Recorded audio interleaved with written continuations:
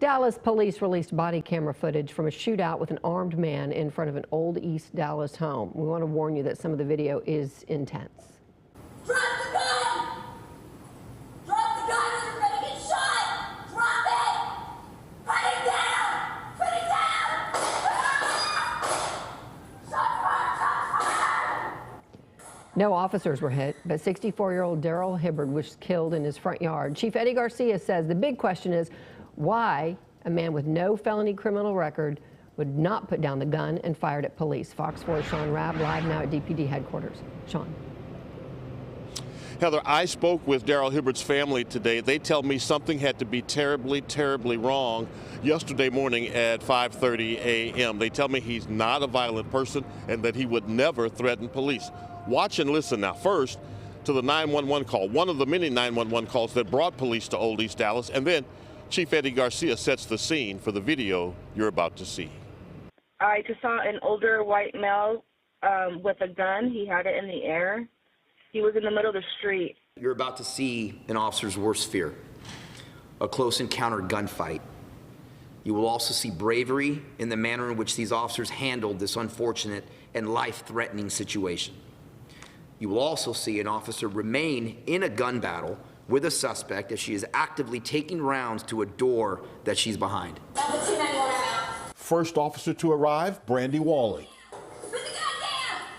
Drop the gun! Before she's out of her squad car parked right in front of the house, she sees 64-year-old Daryl Hibbard, a man with no felonies and no violent history. For longer than a minute and 16 seconds, over 24 times, she pleads with him to drop the gun. Officer Jason Rosenberg's approaching the address from the north, and then Brandy Walling yells. Walling and Rosenberg engage. Left leg injured and bleeding, her unit taking damage from the gun battle, but she is not shot.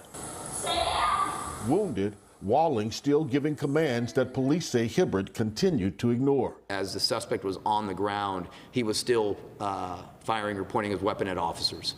As it all transpired, causing the third officer, Otillo Valdez Sanchez Jr., to fire his weapon. Get back in the house. Hibbard's family members say that was his mother the officer was talking to on the porch, trying to get him to put the gun down. They say he was unresponsive, almost like he did not hear her.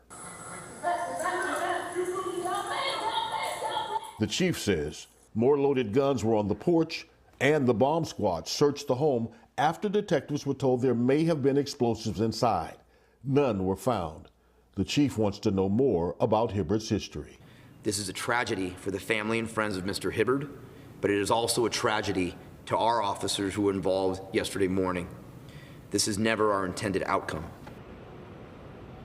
So I spent about 30 minutes with the Hibbard family today. They acknowledged that in the last couple of 3 years, Daryl Hibbard had developed some sort of mental health issues, at times thinking people were following him or kind of paranoid, but no real diagnosis. They said he had some medication, but didn't often take it because he didn't like the way it made him feel. They're hoping toxicology with the autopsy that will take place might give them a clue into what happened to cause him to act in such a way that took his life. And really quickly, Brandy Walling, back in 2017, she and another officer were hit by a drunk driver, severe head injuries. It took her a year to come back from that, learning how to walk and talk again, but she worked her way back to get back to the job she loves, answering the call.